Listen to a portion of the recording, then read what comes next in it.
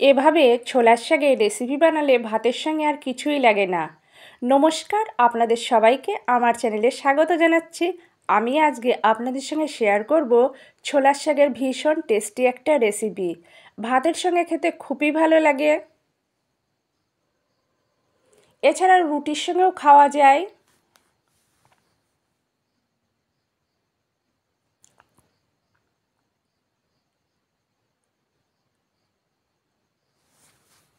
খুব সহজে মাত্র কয়েকটা উপকরণে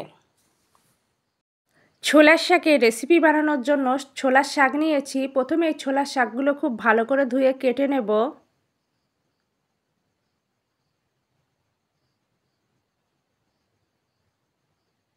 স্পেশালি আর যেটা লাগবে বেগুন, বেগুন কেটে ভালো করে ধুয়ে নেব।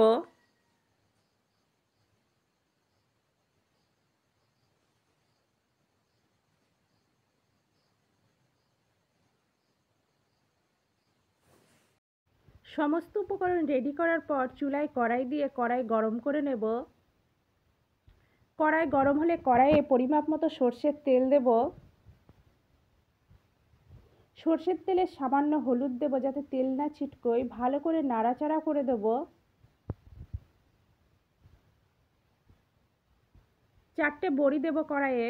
ভালো করে নাড়াচাড়া করে লালচে করে বড়ি ভেজে নেব।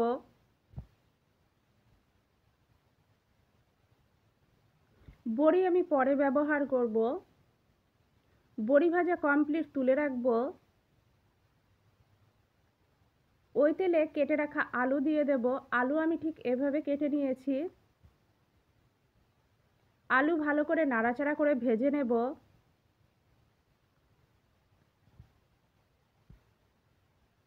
ভাজার সময় সামান্য নুন দেব। নুন দেওয়ার পর ভালো করে নাড়াচাড়া করে আলু ভেজে নেব।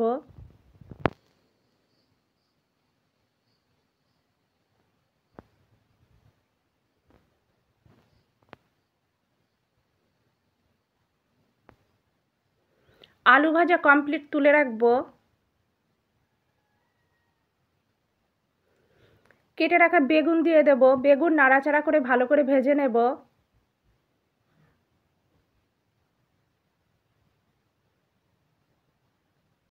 বেগুন ভাজা প্রায় কমপ্লিট। বেগুন ভাজা কমপ্লিট, তুলে রাখবো। ওই তেলেই শুকনো লঙ্কা দেওয়ার পর নাড়াচাড়া করে ভেজে নেব। শুকনো লঙ্কা ভাজার পর চিড়ে রাখা কাঁচা লঙ্কা দেব। কাঁচা লঙ্কা নাড়াচাড়া করে ভেজে নেব।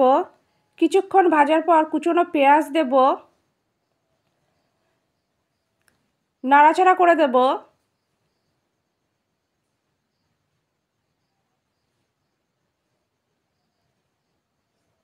রসুন দেব। সমস্ত উপকরণ ভালো করে নাড়াচাড়া করে ভেজে নেব।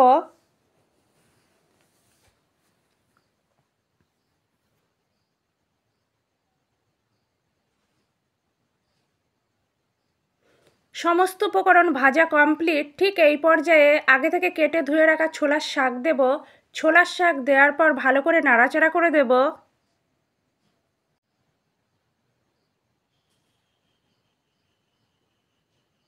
স্বাদ অনুযায়ী নুন দেব। নুন দেওয়ার পর ভালো করে নাড়াচাড়া করে দেব।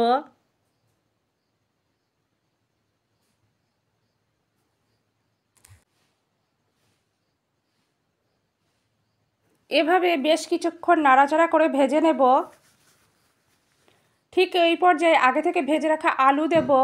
আলু দেওয়ার পর ভালো করে নাড়াচাড়া করে দেব।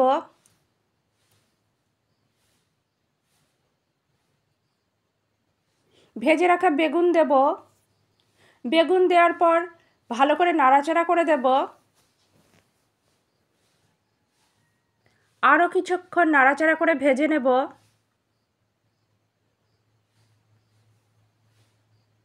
সবশেষে ভেজে রাখা বড়ি দেব। ভালো করে নাড়াচাড়া করে দেব। রেসিপিটা প্রায় শেষের দিকে।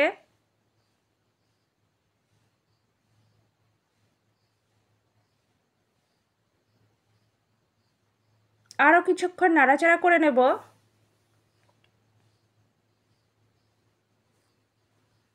আমার আজকের রেসিপি একদম কমপ্লিট, ভীষণ টেস্টি একটা রেসিপি।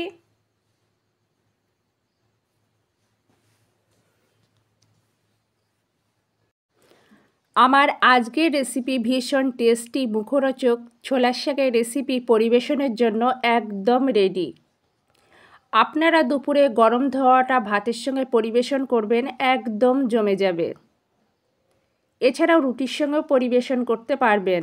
রেসিপিটা আমি ঠিক যেভাবে দেখিয়েছি আপনারা একইভাবে বানাবেন, একদম পারফেক্ট হবে। আপনারা তো ছোলার শাকের অনেক রকম রেসিপি বানিয়েছেন, অন্তত একবার হলেও আমার মতো করে ছোলার শাকের এই রেসিপিটা বানাবেন, সত্যি ভীষণ টেস্টি হয়। এই সময় তো প্রচুর পরিমাণে ছোলার শাক পাওয়া যায়। ছোলার শাক ভীষণ স্বাস্থ্যকর।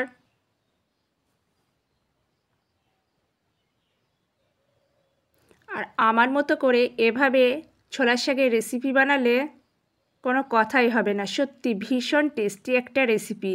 অন্তত একবার হলেও আমার মতো করে এই রেসিপিটা ট্রাই করবেন।